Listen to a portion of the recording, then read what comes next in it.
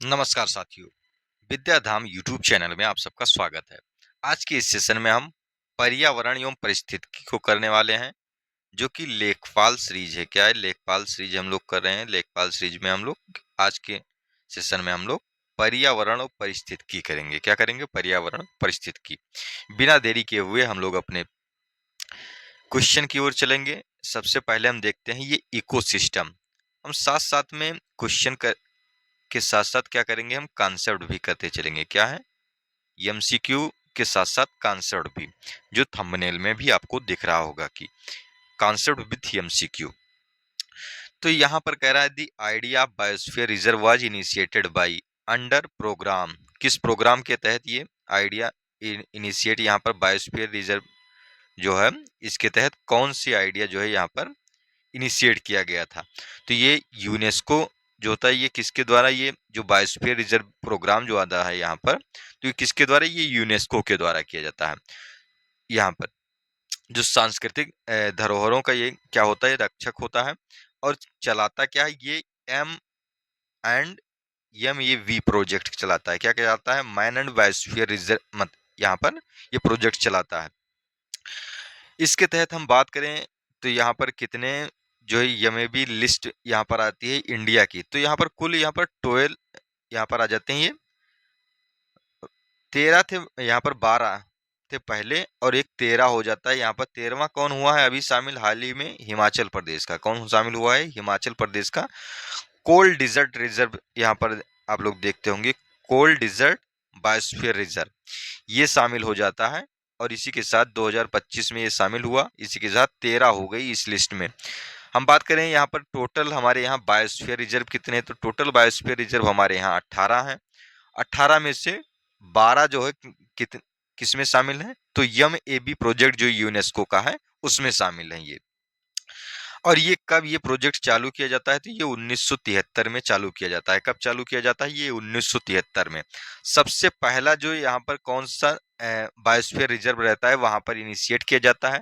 तो सबसे पहला बायोस्फीयर रिजर्व क्या रहता है? Nilgiri biosphere reserve. कौन रहता है? नीलगिरी बायोस्फीयर रिजर्व, जहां पर ये 2000 में ये इसको क्या किया जाता है? ये इनिशिएट किया जाता है। यहाँ से ये प्रोग्राम मूव होता है।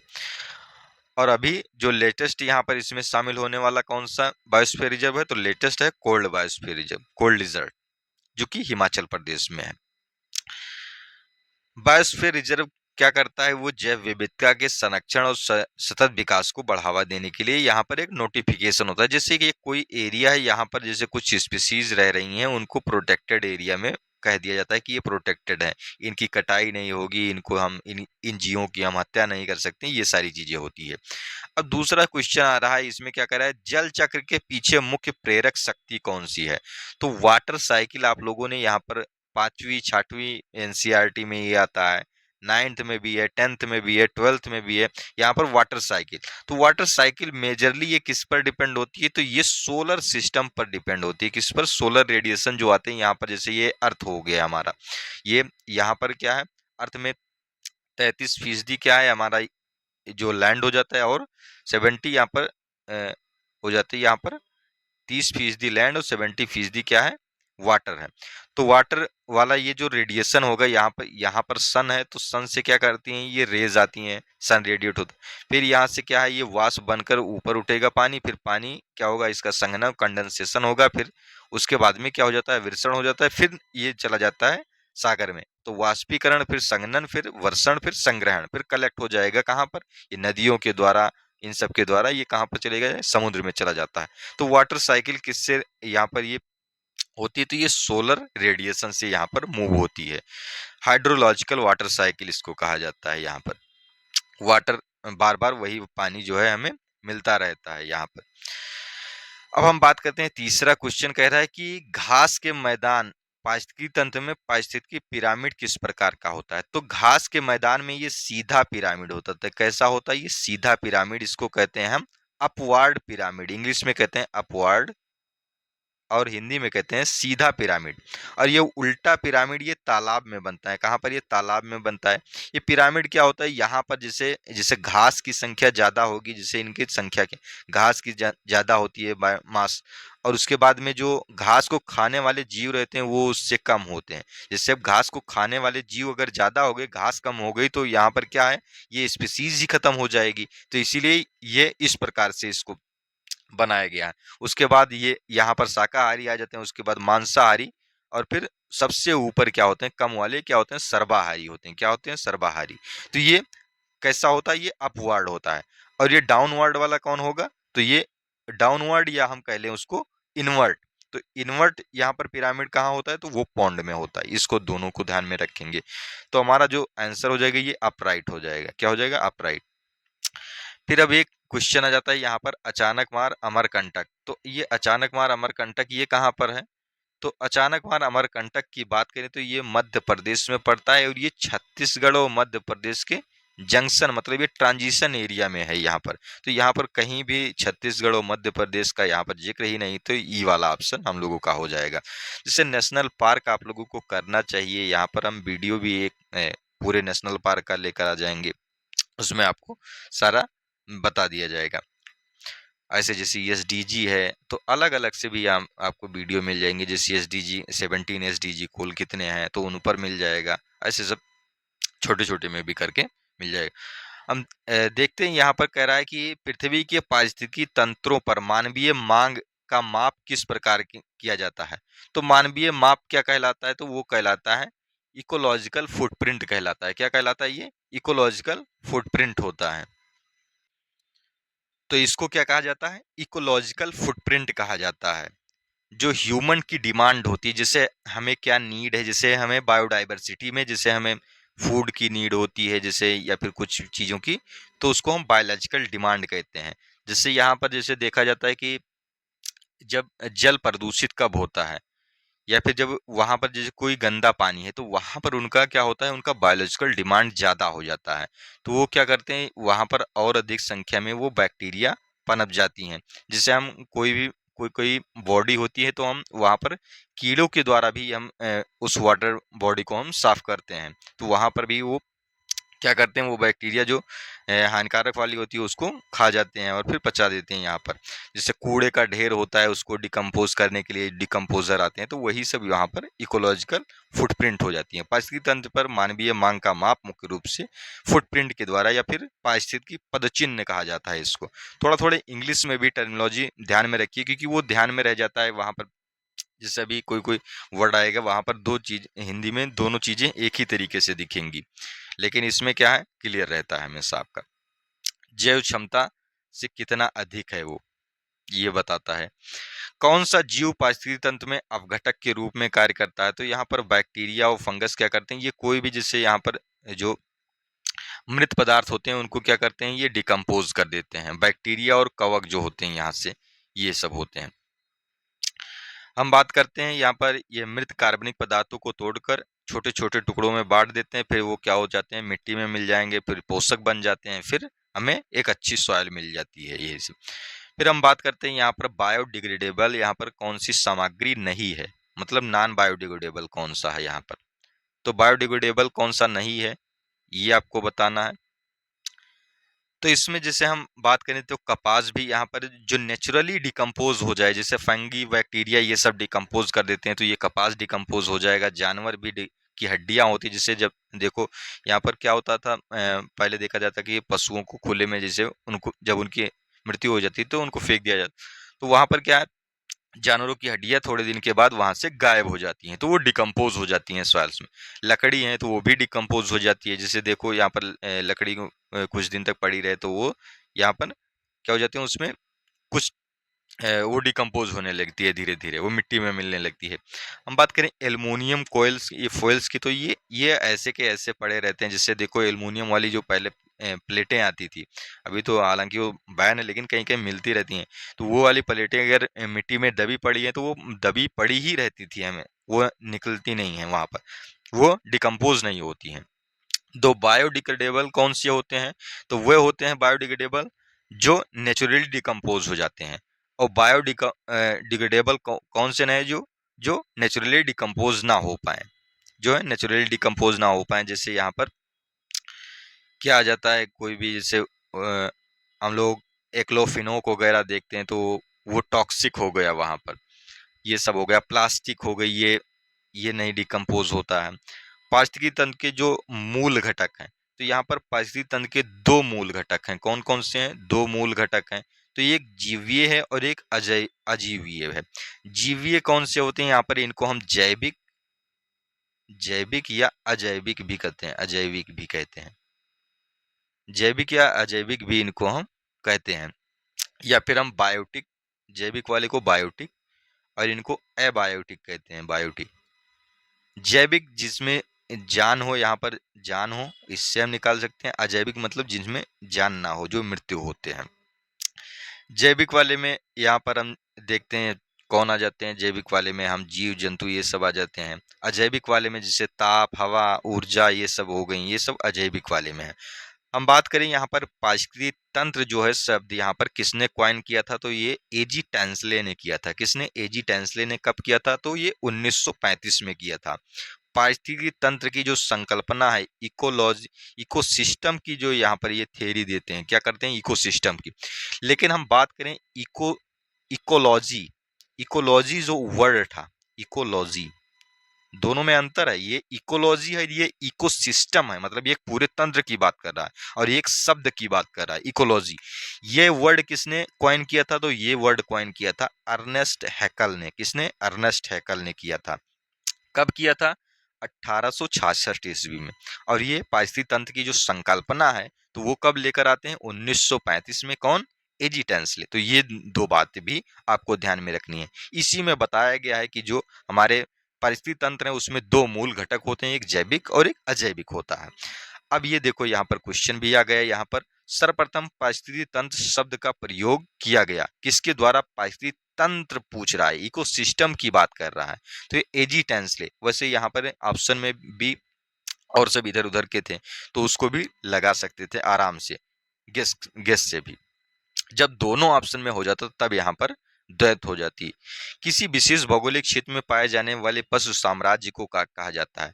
यहाँ पर हम पशु को क्या कहते हैं? यहाँ पर पशुओं जो होते हैं वो फौना कहलाते हैं। क्या कहलाते हैं? अब देखो ये सीधा सीधा इंग्लिश है, flora and fauna, flora and fauna. तो फ्लोरा क्या होता है? ये जो वनस्पति होती है, और फौना क्या होता है? जो जीव होते हैं। क्या होते हैं? जीव। जो हम लोग यहाँ पर हैं, जो जानवर, एनिमल्स आते हैं, ये फौना इनको कहा जाता है इंग्लिश में। तो ये दोनों, अब इसीलिए मैं कह रहा हूँ कि टर्मिनोलॉजी आपको पता होनी चाहिए, इंग्लिश और हिंदी दोनों की, हमारी मानिए तो, क्योंकि ये ज्यादा सुविधाजनक वहां को आपको जो एग्जाम में जो ज्यादा ईज फील कराएगा। तो फ्लोरा वाले अगर पूछ लेगा कि पक्षी छंद में पाए जाने वाले यहाँ पर वनस्पति साम्राज्य को क्या कहते हैं? तो वनस्पति साम्राज्य को फ्लोरा कह देंगे। क्या कह देंगे? फ्लोरा कह देंगे। अब हम बात करते हैं यहाँ पर अगले प्रश्न की। तो अगला प्रश्न कह रहा है कि निम्नलिखित में से कौन सा अजैविक नहीं है? क्या है जो अजैविक नहीं है? यानी कि वो बायोटिक है, बायोटिक। ए बायोटिक नहीं होने का अर्थ है कि वो बायोटिक है। तो बायोटिक कौन सा इसमें? जैसे हम पानी, मृदा, हवा, कवक, इसमें कौन सा बायोटिक है? तो ये कवक, यहाँ पर फंगस में क्या है? यहाँ पर जीव है, यहाँ पर ये हो जाता है यूनिसेलुलर, ये है फंगस। हम बात करते हैं जैविक घटकों के अंतर्गत पर्यावरण में रहने वाले सभी जीव जंतु सम्मिलित हैं, जिसमें जलचर, नभचर मतलब जल में रहने वाले, नभ में रहने वाले मतलब आसमान में या स्थल में रहने वाले सभी जीव आते हैं। और इसमें अजैविक वाले में यहाँ पर प्रकाश और ताप जैविक घटकों में महत्वपूर्ण होता है इनके पोषण की प्राप्ति के लिए। यदि हमें टेम्परेचर ना मिले तो हमें ऊर्जा नहीं मिलती है, क्योंकि हम अल्टीमेटली जो है अजैविक तत्वों पर भी निर्भर हैं। यहाँ पर मृदा, आर्द्रता एवं हवा, स्थलकृत, ये सब क्या है? यहाँ पर अजैविक घटक है। जिससे हमारी भूमि है, जो सारी ये सारी अजैविक घटक का हिस्सा है। अब हम दूसरा यहाँ पर जो आ जाता है हम लोगों का, तो वो आ जाता है इन्वायरमेंटल प्रोटेक्शन और ग्लोबल इफेक्ट। यहाँ पर इफेक्ट्स क्या क्या किए गए हैं इन्वायरमेंट को प्रोटेक्ट करने के लिए, कंजर्व करने के लिए। तो हम बात करते हैं वर्ष वन संरक्षण अधिनियम। यहाँ पर से भारत में वन रोपण की प्रक्रिया में तेजी आई। ये 1980 का वन संरक्षण अधिनियम था, जब यहाँ पर जो है यहाँ से शुरुआत किया जाता है। वन को प्रोटेक्ट करने के लिए यहाँ पर उनकी कटाई को नियंत्रित किया जाता है, अंधाधुंध कटाई नहीं होती है। हम बात करते हैं, जो अगला प्रश्न आ जाता है कि 2023 में आयोजित किस अंतर्राष्ट्रीय शिखर सम्मेलन में वैश्विक जलवायु नीति जो वाटर पॉलिसी को आकार देने में भारत की सक्रिय भागीदारी देखी गई, विशेष रूप से पेरिस समझौते और विकासशील देशों के लिए जलवायु वित्त पोषण के संबंध में। यहाँ पर पेरिस समझौता कब होता है? ये COP21 में होता है। COP21 कब होता है? ये 2015 में होता है। ये कहाँ पर होता है? ये फ्रांस की राजधानी पेरिस में होता है। यहीं पर जो है सोलर अलायंस भी होता है, इसी समय सोलर अलायंस भी हो जाता है इसी समय। हम बात करें तो ये कब हुआ था? तो ये भागीदारी तो ये जो अभी रिसेंटली यहाँ पर जैसे हुआ था, ये जब प्रश्न आया था उस समय के दौरान COP28 के समय हुआ था। और ये कहाँ पर हुआ था? ये यहाँ पर हम बात करें जो अभी लेटेस्ट यहाँ पर जो है हुआ है अभी, तो वो कहाँ पर हुआ है? तो 30वां यहाँ पर हम बात करें तो ये ब्राजील के वेलम में संपन्न हुआ है 2025 में। और 31वां अभी जो यहाँ पर COP21 होने वाला है, तो ये COP21 कहाँ पर होगा? तो ये COP21 जो है ये तुर्की में होने वाला है। तुर्की या तुर्की कह लीजिए या तुर्की कह लीजिए, तो ये तुर्की में होने वाला है। कहाँ पर? तुर्की में होने वाला है। हम बात करें जो यहाँ पर ये 23वां वाला, ये 2023 का हुआ था 28वां वाला, तो ये संयुक्त अरब अमीरात दुबई में संपन्न हुआ था। अब हम अगले प्रश्न की बात करते हैं। ये कह रहा है कि जैव विविधता अधिनियम 2023 कब लागू हुआ? तो ये कब लागू हुआ? जैव बायोडायवर्सिटी अमेंडमेंट एक्ट 2023, तो ये 1 अप्रैल 2024 को लागू हुआ। हालांकि ये पास कब हुआ था? तो ये पास हुआ था 3 अगस्त 2023 को। हम बात करें NAPCC जो है, यहाँ पर national action plan on climate change outline was released by the prime minister of India in the year, तो ये कब इसको इनिशिएट किया गया था? तो ये 2008, यहाँ पर सॉरी ये 2000 में हमने लगा दिया, ये 2008 कब ये इसको इंट्रोड्यूस किया गया था? ये 2008 में इंट्रोड्यूस किया गया था। जिसमें कितने लक्ष्य रखे गए हैं? तो इसमें लगभग 8 यहाँ पर टारगेट रखे गए हैं। कितने? 8 टारगेट रखे गए हैं इसमें, 8 या 12 या कुछ ऐसे हैं, अभी ये कंफर्म नहीं है। इसको आप लोग देख लेंगे थोड़ा सा कि कितने टारगेट हैं इसमें, 12 या 8 है, दोनों में कंफ्यूजन है। हम बात करते हैं यहाँ पर निम्नलिखित में से कौन सा अंतर्राष्ट्रीय महत्व के वेटलैंड्स का सम्मेलन है? तो अंतर्राष्ट्रीय महत्व का सम्मेलन जो हो जाता है, तो ये रामसर सम्मेलन हो जाता है, वेटलैंड के कंजर्वेशन के लिए हो जाता है। क्या है? वेटलैंड पर कन्वेंशन। ये 1971 में ये कन्वेंशन होता है। कब होता है? 1971 में। ईरान के शहर रामसर जो आज यहाँ पर क्या है? युद्ध में यहाँ पर रत है, ईरान के रामसर शहर में होता है। हम बात करें भारत इसमें कब पार्टिसिपेट करता है, तो भारत इसमें पार्टिसिपेट करता है 1982 को, इस संधि। कब? 1982। हम बात करते हैं यहाँ पर वर्तमान में यहाँ पर भारत में कितने वेटलैंड साइट हैं? तो 98 वेटलैंड साइट्स हैं। कितनी? 98 हैं। और हम बात करें यहाँ पर रिसेंटली 2 शामिल हुई हैं। एक तो गुजरात की यहाँ पर 2 शामिल हुई हैं, जिसमें एक गुजरात है और एक यहाँ पर उत्तर प्रदेश की हो जाती है। एक साइड क्या है? यूपी की हो जाती है, उसका नाम है पटना वाइल्ड लाइफ सेंचुरी है। क्या है? पटना।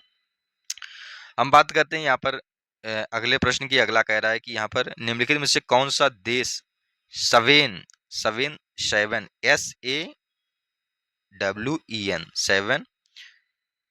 का सदस्य है? तो इसमें कौन सा सदस्य है? तो ये अफगानिस्तान है। यहाँ पर ये वन्यजीव संरक्षण किसके लिए? वन्यजीव संरक्षण और अवैध वन्यजीव व्यापार के खिलाफ कानून परिवर्तन को मजबूत करने के लिए इसको स्थापित किया गया था। कहाँ पर? ये जो south Asia wild life enforcement network, इसको नाम दिया गया है। और ये दक्षिण एशियाई देशों, मतलब यहाँ पर भारत शामिल है, उसमें अफगानिस्तान शामिल है, उसमें बांग्लादेश शामिल, उसमें कौन हो जाता है यहाँ पर? उसमें भूटान है, उसमें मालदीव है, नेपाल है, श्रीलंका है और पाकिस्तान भी इसमें शामिल हो जाता है। तो इतने सदस्य देश हैं। इनके यहाँ पर जो अवैध व्यापार ना हो, चाहे वो वन्य जीव हो, चाहे वो वन्य जीव से संबंधित कोई भी व्यापार हो रहा है तो उनसे संबंधित कोई कानून है, उनको मजबूती कैसे प्रदान की जाए, इस पर इसमें बात की जाती है। हम बात करें अगले प्रश्न की, तो अगला प्रश्न कह रहा है उस आंदोलन की पहचान करें जो वनों के बारे में आम जनता को जागरूक करता है। तो वो चिपको आंदोलन था। कौन सा? चिपको आंदोलन था। कब इसको शुरू किया गया था? तो ये 1973 में शुरू किया गया था। इसका नेतृत्व किसने किया था? तो इसका नेतृत्व सुंदरलाल बहुगुणा तथा चंडी प्रसाद भट्ट आ जाता है। हाल ही में 2021 में सुंदरलाल बहुगुणा का यहाँ पर मृत्यु हो जाती है। किसके कारण मृत्यु होती है? तो ये होती है कोविड-19 के कारण मृत्यु हो जाती है इनकी। और कुछ यहाँ पर वन को संरक्षित करने से संबंधित यहाँ पर आंदोलन चलाए गए। जिससे बिश्नोई आंदोलन की बात करें तो ये राजस्थान एरिया में चला। यहाँ पर जंगल बचाओ आंदोलन ये कहाँ पर? बिहार के रीजियंस में चला था। एपिको एपिको आता है और चिपको, ये दोनों आपस में मिलते जुलते हैं। तो एपिको कहाँ का है? ये कर्नाटक का है।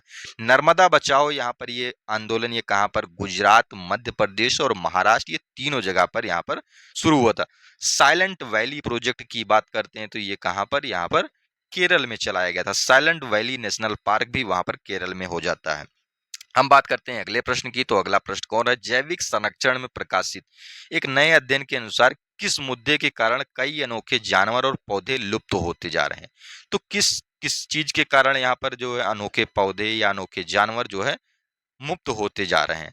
तो यहाँ पर ग्रीन हाउस गैस उत्सर्जन है, मानव पशु संघर्ष है, जंगल की आग है, कि स्थानिक लोग है। यदि ग्रीन हाउस ऑप्शन में गैस उत्सर्जन ना होता तो मानव पशु संघर्ष भी एक यहाँ पर हो सकता था। लेकिन यहाँ पर ग्रीन हाउस का जो उत्सर्जन हो रहा है, इससे क्या हो रहा है कि बहुत ज्यादा ही प्रदूषण उत्पन्न हो रहा है, जिसके कारण जो है जंगल वंगल अपने मूल प्रवृत्ति में नहीं रह पा रहे हैं। हालांकि पेरिस समझौता इसके खिलाफ किया गया कि जलवायु लक्ष्यों के भीतर रहना, जिससे उद्देश्य क्या रखा गया कि 2 डिग्री सेंटीग्रेड नीचे लाया जाएगा। यहाँ पर जैसे जो भी टारगेट जैसे प्री इंडस्ट्रियल एज रखा गया कि एक यहाँ से हमें मतलब हमें उत्सर्जन नहीं करना है, जो इमिशन है इसको कंट्रोल करना है। हमारी इकोनॉमी जो है ग्रीन इकोनॉमी बने। जैसे अभी आज हम ग्रीन की बात कर रहे हैं, जैसे हम हाइड्रोजन फ्यूल्स की बात करते हैं, बायोफ्यूल्स की बात करते हैं। किसकी? बायोफ्यूल्स की बात करते हैं। चिपको आंदोलन संबंधित था, तो इसको हम ऊपर पढ़ चुके हैं कि पादप के संरक्षण से संबंधित था, पेड़ को बचाने से संबंधित था। किससे? पादप से संबंधित था। हम बात करते हैं एक अंतर्राष्ट्रीय आंदोलन जिसका उद्देश्य पर्यावरण की समस्या से संबंध होकर विश्व को बचाना था। तो ये ग्रीन पीस यहाँ पर आ जाता है। ग्रीन पीस जो है एक कन्वेंशन हो जाता है यहाँ पर। ये यहाँ पर अंतर्राष्ट्रीय मुख्यालय की बात करें तो यहाँ पर एम्स्टर्डम आ जाता है, नीदरलैंड में। कहाँ पर? एम्स्टर्डम, नीदरलैंड में। ग्रीन पीस इंडिया नाम से एक संस्था स्थापित है, 2001 में स्थापित की गई। और ये कहाँ पर है? तो ये बेंगलुरु, कर्नाटक के बेंगलुरु में हो जाती है। कहाँ पर? कर्नाटक के बेंगलुरु में।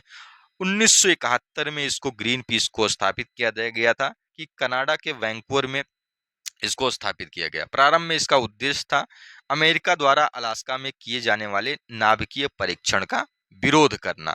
लेकिन बाद में क्या है, ग्रीन पीस को स्थापित करने के लिए काम करने लगी है। अब जो अगला यहाँ पर हो जाता है राष्ट्रीय उद्यान, नेशनल पार्क्स। तो हम महत्वपूर्ण नेशनल पार्क को भी इसमें करेंगे और एक अलग से वीडियो भी नेशनल पार्क के लिए लाई जाएगी। आप लोग चिंता ना करें, केवल आप पढ़ते रहें और इसको अच्छे से पढ़ें और दबाकर इसको शेयर भी करें। हम बात कर रहे हैं national park and wild life sanctuary.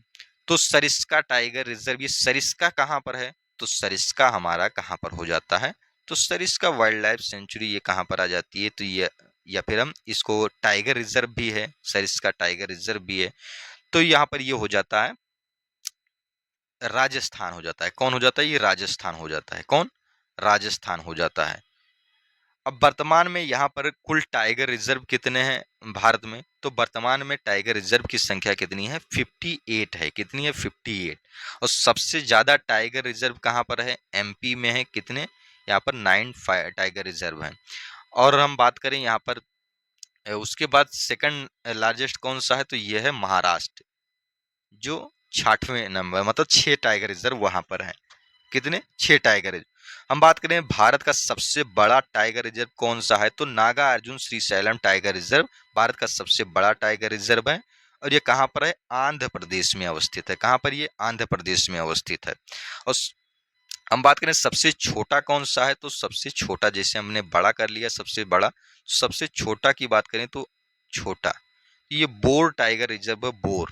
तो बोर टाइगर रिजर्व ये कहाँ पर आ जाता है, तो ये महाराष्ट्र में चला जाता है। कहाँ पर, ये महाराष्ट्र में। हम बात करते हैं यहाँ पर जो हाल ही में शामिल किया गया है, तो वहां पर कौन सा टाइगर रिजर्व, ये माधव टाइगर रिजर्व है। कौन, माधव, माधव टाइगर रिजर्व 58वां लेटेस्ट वाला जो है माधव टाइगर रिजर्व, ये कहाँ पर है, ये मध्य प्रदेश में है। तो इसको भी ध्यान में रखेंगे साथ साथ में। कहाँ पर, मध्य प्रदेश में। सरिस्का वाला कहाँ पर है, तो ये राजस्थान के अलवर में पड़ता है। कहाँ पर, अलवर जिला, जो अरावली पर्वत श्रृंखला से घिरा हुआ है। हम बात करते हैं अगले प्रश्न की। तो अगला प्रश्न क्या है, अगला प्रश्न है यहाँ पर निम्नलिखित में से किस देश में दुनिया की सबसे अधिक बाघों की आबादी पाई जाती है। तो दुनिया की सबसे अधिक आबादी जो है अभी लेटेस्ट सर्वे के अनुसार भारत में देखी गई है। यहाँ पर कितनी, 3167 भारत में बाघों की आबादी है। और 58वां ये अभ्यारण्य घोषित हुआ है। कौन सा, ये माधव राष्ट्रीय उद्यान, अभी हमने ऊपर बताया। और एक चलाया गया था यहाँ पर प्रोजेक्ट टाइगर, क्या चलाया गया था, प्रोजेक्ट, प्रोजेक्ट टाइगर। ये कब चलाया गया, 1973 में। कब चलाया गया था, ये 1973 में चलाया गया था। और इसी से संबंधित ऐसे यहाँ पर जैसे प्रोजेक्ट, जैसे टाइगर था तो एक प्रोजेक्ट आया था, प्रोजेक्ट एलिफेंट, साथ साथ में उसको भी देख लीजिए, एलिफेंट था। ये कब आया था, ये 1992 में, 1992 में आया था ये। तो इसको भी ध्यान में रखेंगे। ये यहाँ पर चलाया गया, इसी के तहत ये सबसे यहाँ पर जो है बाघों की आबादी भारत में बढ़ना शुरू हुई। सबसे पहले किस टाइगर रिजर्व से शुरू किया गया था, तो ये शुरू किया गया था जिम कॉर्बेट टाइगर रिजर्व से। जिम कॉर्बेट, कहाँ पर है ये जिम कॉर्बेट, तो जिम कॉर्बेट जो है यहाँ कहाँ पर है, तो ये है उत्तराखंड में। आज के उत्तराखंड में, पहले उत्तर प्रदेश में हुआ करता था, 2009 में उत्तराखंड अलग हुआ। जिम कॉर्बेट को पहले हम हैली नेशनल पार्क के नाम से भी जानते थे। किसके नाम से, heli national park. Tadoba Andhari tiger reserve ये कहाँ पर है, तो ताडोबा अंधारी टाइगर रिजर्व ये महाराष्ट्र में। कहाँ पर, ये महाराष्ट्र में। वर्तमान में हमने ये सारे फैक्ट्स आपको बता दिए। रातापानी टाइगर रिजर्व जो 57वां 58वां माधव टाइगर रिजर्व। हम बात करते हैं यहाँ पर आमतौर पर एक ही प्रजाति के जीवों का एक समूह, जीवों का समूह क्या होगा, वो कम्युनिटी होगा, पॉपुलेशन होगा। यहाँ पर कह रहा है जो एक विशिष्ट समय के दौरान एक निश्चित क्षेत्र पर कब्जा करता है। तो यहाँ पर ये वो क्या हो जाएगा, यहाँ पर इसके लिए कौन सा शब्द आ जाएगा, तो इसके लिए आ जाएगा जनसंख्या। पॉपुलेशन होती है वो यहाँ पर एक निश्चित यहाँ पर एरिया पर वो क्या करती है, वो अपना कब्जा करती है। और एक प्रकार का रहन सहन खान पान होगा, तो कम्युनिटी बनाते हैं, वैसे नीश होते हैं जो जिनका जो है एक क्षेत्र में, यहाँ पर जैसे एक रिजर्व है तो उसमें कई प्रकार की नीश हो सकते हैं। यहाँ पर जैसे कहीं यहाँ पर मुर्गी वाली कम्युनिटी रह रही है उसमें नीश है, कहीं कोई दूसरे यहाँ पर झुंड रह रहे हैं, शेर के झुंड है तो उसमें अलग है। यहाँ पर हम बात करते हैं यहाँ पर वन्य जीव सुरक्षा में महत्वपूर्ण योगदान देने के लिए यहाँ पर दिया जाने वाला पुरस्कार कौन सा है, तो इसके लिए कौन सा पुरस्कार दिया जाता है, तो इसके लिए दिया जाता है अमृता देवी बिश्नोई अवार्ड दिया जाता है। हाल ही में जो किसे दिया गया था, डॉक्टर गौरी शंकर और गोविंद भरद्वाज को इससे दिया गया। हम बात करें यहाँ पर ऐसी प्रजातियां जिनकी उपस्थिति अन्य प्रजातियों समूहों की उपस्थिति को इंगित करती हैं। अब इंगित करती हैं यहीं से यहाँ इंडिकेट, तो ये इंडिकेटर स्पीसीज होती हैं और जिनका अनुपस्थिति प्रजातियों की उस पूरे समूह की कमी को इंगित करता है। अगर वह नहीं है उस इकोसिस्टम में तो वो क्या कहलाता है कि वहां पर इकोसिस्टम में कुछ यहाँ पर खाली खाली लगेगा, तो उनको हम इंडिकेटर स्पीसीज कहते हैं। और फ्लेक्सिव स्पीसीज कौन होती हैं, फ्लेक्सिव स्पीसीज या फिर हम अम्ब्रेला स्पीसीज उनको कहते हैं, जिनके होने से यहाँ पर जो है वो हैबिटाट जो है सुरक्षित रहता है।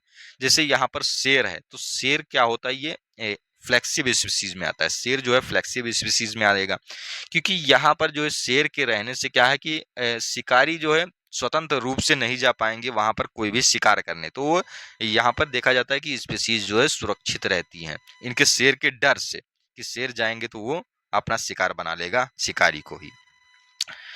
हम बात करते हैं वेदांतगल।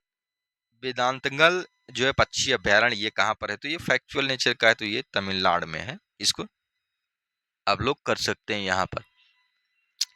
हम बात करते हैं यहाँ पर जो पक्के टाइगर रिजर्व। तो पक्के टाइगर रिजर्व ये कहाँ पर है? तो हम बात करें पक्के टाइगर रिजर्व तो ये अरुणाचल में आ जाता है। कहाँ पर? अरुणाचल, अरुणाचल प्रदेश में। हम बात करते हैं मेघालय में, तो मेघालय में नोकरेक हो जाता है, नोकरेक नेशनल पार्क हो जाता है। बिहार में वाल्मीकि, महर्षि वाल्मीकि नेशनल पार्क हो जाता है। पक्के टाइगर रिजर्व कहाँ पर है? अरुणाचल प्रदेश में। हम बात करते हैं थट्टेकड़ पक्षी अभ्यारण्य। तो थट्टेकड़ पक्षी अभ्यारण्य ये कहाँ पर है? केरला में, जिसको स्थापित करने का काम किसने किया था यहाँ पर? जो ये कहाँ पर ये आ जाता है? एर्नाकुलम जिले में है। कहाँ पर है ये? थट्टेकड़ ये कहाँ पर? एर्नाकुलम जिले में है। कहाँ पर? एर्नाकुलम में है। और इसको स्थापित करने का काम किसने किया था? तो इसको स्थापित करने का काम पक्षी विज्ञानी जो है, भारत के पक्षी विज्ञानी सलीम अली ने किया था। किसने? सलीम अली ने। इसको भी आप लोग ध्यान में रखेंगे।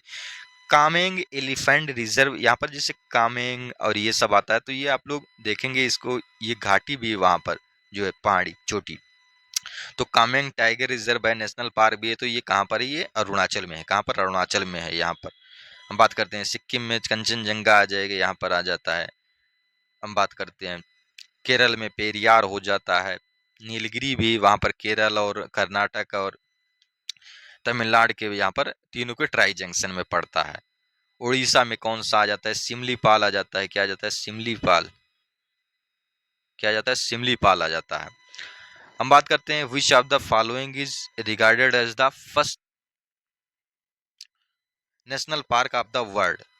तो वर्ल्ड का पहला नेशनल पार्क कौन सा है? तो वो कौन सा है? येलो स्टोन नेशनल पार्क है। और ये कहाँ पर अवस्थित है? तो येलो स्टोन नेशनल पार्क संयुक्त राज्य अमेरिका में है, जिसकी स्थापना 1872 में होती है। बात करें हम भारत के पहले नेशनल पार्क की, तो ये कार्बेट नेशनल पार्क हो जाता है। और इसका नाम क्या था? इसका नाम पहले था Hailey national park. Hailey national park आ जाता है। और इसकी स्थापना कब होती है? 1936 में। और ये कहाँ पर है? तो इसको हमने अभी बताया है, ये कहाँ पर है? यह उत्तराखंड के नैनीताल जिले में पड़ता है। हम बात करते हैं यहाँ पर त्रिस्तरीय संरक्षित क्षेत्र में स्थित घड़ियाल मगरमच्छ। त्रिस्तरीय मतलब ये ट्राई जंक्शन की बात कर रहा है। किसकी? Tri junction. मतलब जहां पर तीन राज्य या फिर तीन क्षेत्र आपस में मिल रहे होते हैं, उनको हम ट्राई जंक्शन कहते हैं। जंक्शन क्या होता है? किसी चीज का यहाँ पर आपस में मेल हो रहा होता है, उसको हम जंक्शन कहते हैं। हम बात करते हैं यहाँ पर, तो ये मगरमच्छों की सबसे बड़ी आबादी वाला नदीय अभ्यारण्य निम्नलिखित में से कौन सा है? तो यहाँ पर कौन सा है? तो यहाँ पर कह रहा है राष्ट्रीय चंबल अभ्यारण्य, अचानक मारा अमरकंटक जीव अभ्यारण्य, माधवगढ़ राष्ट्रीय अभ्यारण्य, ब्लैक बक राष्ट्रीय उद्यान। तो यहाँ पर राष्ट्रीय चंबल अभ्यारण्य, ये चंबल जो है यहाँ पर जो है किसके लिए? घड़ियाल के लिए जानी जाती है। किसके लिए? चंबल घाटी जो घड़ियालों के लिए जानी जाती है। 1979 में जो चंबल राष्ट्रीय अभ्यारण्य की स्थापना होती है। और ये घाटी कहाँ पर, ये किसके ट्रांजैक्शन पर है? तो ये राजस्थान, मध्य प्रदेश और उत्तर प्रदेश के यहाँ पर ट्राई जंक्शन पर है। तो इसलिए ये इंपॉर्टेंट हो जाता है, यूपी के यहाँ पर ट्राई जंक्शन पर है।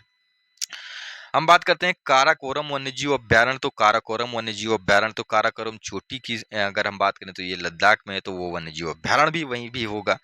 तिब्बती मृग के यहाँ पर पाए जाते हैं, यहाँ पर उनके लिए अनुकूल दशाएं हैं वहां पर। केबुल लामजाओ नेशनल पार्क, केबुल लामजाओ ये तैरता वाटर पार्क है। क्या है? तैरता वाटर पार्क, तैरता वाटर पार्क है। विश्व का एकमात्र तैरता वाटर पार्क कहाँ? ये मणिपुर में है। तो इसको भी आप लोग ध्यान में रखेंगे। जो इंपॉर्टेंट है वही चीजें इसमें आई है। और इसमें मैं क्वेश्चन पढ़ नहीं रहा हूँ, उसके साथ साथ में और कुछ फैक्ट साथ साथ में मैं बताता चल रहा हूँ, इसलिए ये इंपॉर्टेंट है एनालिसिस आपके लिए।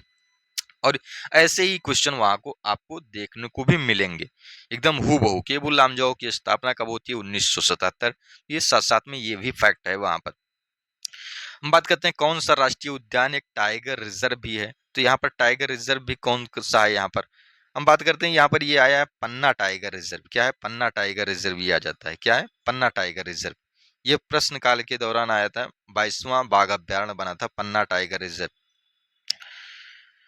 सबसे पहले यहाँ पर टाइगर रिजर्व की बात करें तो 1936 में हैली नेशनल पार्क का नाम बदलकर जिम कॉर्बेट किया गया था। क्या किया गया था? Jim Corbett. भारत का पहला टाइगर रिजर्व वही हैली नेशनल, पहला भारत का नेशनल पार्क भी है और पहला क्या है? टाइगर रिजर्व भी है वही हैली नेशनल पार्क की। हम बात करें सतमालिया हिरण अभ्यारण्य भारत के निम्नलिखित में से किस राज्य या केंद्र शासित प्रदेश में स्थित है? तो ये दादर और नगर हवेली, दादर नगर और हवेली दादर नगर हवेली और दमन दीव अब सारे यहाँ पर एक ही में हो गए हैं, ये यूटी में आते हैं। क्या यूटी में आते हैं। हिरण की विशेष प्रजातियां यहाँ पर पाई जाती हैं। हाल ही में भारत के किस देश के साथ चीता के री इंट्रोडक्शन के लिए समझौता किया किया गया था। तो ये किसके लिए किया गया था, तो ये नामीबिया के साथ किया गया था, जहां से 8 चीतों के, हालांकि अब यहाँ पर हैबिटाट हो गया, यहाँ पर जो है जो जन्म भी दे चुके हैं वो यहाँ पर शावकों को यहाँ पर, और अब सामान्य हो चुकी है, यहाँ पर उनकी संख्या भी धीरे धीरे एक दो बढ़ने लगी है। कूनो नेशनल पार्क में इसको ट्रांसफर किया गया था। ये भी पूछ सकता है कि कूनो नेशनल पार्क कहाँ पर है, तो ये मध्य प्रदेश में। कहाँ पर, मध्य प्रदेश में। बांदीपुर राष्ट्रीय उद्यान की बात करें तो ये कहाँ पर आ जाता है, ये कर्नाटक में आ जाता है। कहाँ पर, ये कर्नाटक में आ जाता है। प्रोजेक्ट टाइगर के तहत 1974 में इसको भी जोड़ा गया उसके साथ। कर्नाटक और तमिलनाडु और केरल राज्य के ट्राई जंक्शन पर भी ये पड़ता है, लेकिन इसको मेजरली कहाँ पर काउंट किया जाता है, कर्नाटक में ही काउंट किया जाता है, और सारे ऑप्शन में है ही नहीं। किश्तवाड़ राष्ट्रीय उद्यान, तो ये किश्तवाड़ की बात आती है तो ये जम्मू कश्मीर से रिलेटेड है। किश्तवाड़ जिला तो कहाँ से, जम्मू कश्मीर हो जाएगा, केंद्र शासित प्रदेश में अवस्थित कह रहा है राष्ट्रीय उद्यान। भरतपुर में स्थित पक्षी अभ्यारण्य राष्ट्रीय उद्यान का नाम क्या है, तो ये कह रहा है भैंसरोड़गढ़ अभ्यारण्य है कि दर्रा अभ्यारण्य है, केवला घाना है, तो केवला देव घाना राष्ट्रीय उद्यान है। घटप्रभा ये कहाँ का है, ये कर्नाटका का है, कर्नाटका। कहाँ का, ये कर्नाटका का, और ये दोनों कहाँ के हो जाते हैं, राजस्थान के। कहाँ के, राजस्थान के हो जाते हैं। दर्रा कहाँ का हो जाता है, ये राजस्थान का हो। हम बात करते हैं अगले प्रश्न की, काजीरंगा राष्ट्रीय उद्यान। काजीरंगा की बात करते हैं तो काजीरंगा कहाँ पर आ जाता है, ये असम में आ जाता है। कहाँ पर आ जाता है, ये असम में आ जाता है।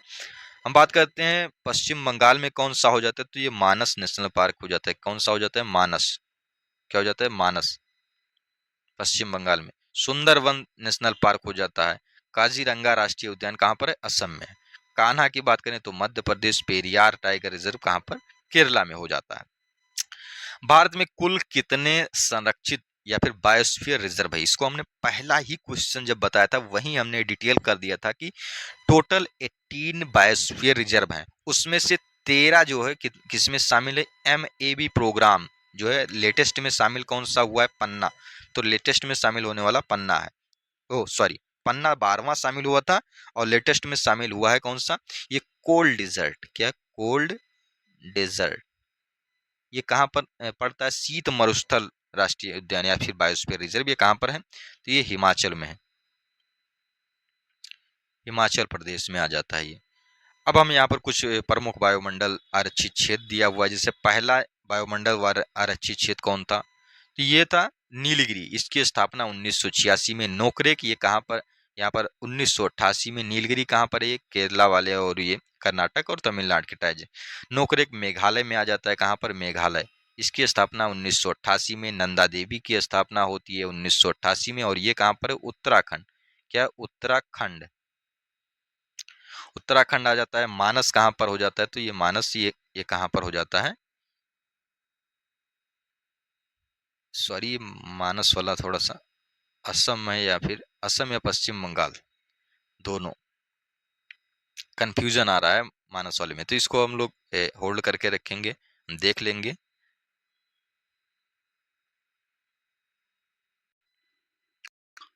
हाँ, तो मानस कहाँ पर, ये असम में ही है, कंफर्म है, असम में। मन्नार की खाड़ी की बात करें तो ये कहाँ पर हो जाता है, ये तमिलनाडु में हो जाता है। कहाँ पर, ये तमिलनाडु में हो जाता है। 1989 में इसकी स्थापना होती है। ग्रेट निकोबार 1989 में ये निकोबार, अंडमान निकोबार में है। सुंदरबन की बात करें तो ये वेस्ट बंगाल में है। कहाँ पर, ये वेस्ट बंगाल में है। और ये सिमलीपाल की बात करें 1994 में, ये कहाँ पर है, तो ये सिमलीपाल उड़ीसा में है। कहाँ पर, उड़ीसा में है। कहाँ पर, उड़ीसा में है। हमने यहाँ पीछे भी यहाँ पर पश्चिम बंगाल में कौन सा, मानस हमने बोल दिया था, तो मानस कहाँ पर है, ये असम में है। मानस असम में है। मानस और काजीरंगा दोनों असम में है। हम बात करते हैं यहाँ पर सिमलीपाल 1994 में स्थापित हुआ, उड़ीसा में है। और डिब्रू सखोवा, तो डिब्रू सखोवा ये कहाँ पर है, ये भी असम में है। कहाँ पर, ये डिब्रू सखोवा असम में है। देहांग देवांग की बात करें तो ये अरुणाचल में है, अरुणाचल। पंचमढ़ी की बात करें 1999 में स्थापित होता है, ये मध्य प्रदेश में है। कंचनजंगा की बात करें तो कंचनजंगा कहाँ पर हो जाता है, ये सिक्किम में हो जाता है, सिक्किम। तो ये सिक्किम में हो जाता है। अगस्त मलाई की बात करें 2001 में स्थापित होता है, ये कहाँ पर है? तो ये आंध्र प्रदेश में है। अचानक मार अमरकंटक कच्छ, यहाँ पर ये कहाँ पर है? ये मध्य प्रदेश में है और ये आंध्रा में था 2001। ये 2005 में स्थापित होता है। और कच्छ की बात करें तो ये 2008 में स्थापित होता है, ये कहाँ पर है? तो ये है गुजरात में। कच्छ की रण की बात करें, शीत रेगिस्तान जिसको अभी मैं कह रहा था कोल्ड डिजर्ट, तो ये 2009 में स्थापित होता है, ये कहाँ पर है? ये हिमाचल प्रदेश में, हिमाचल।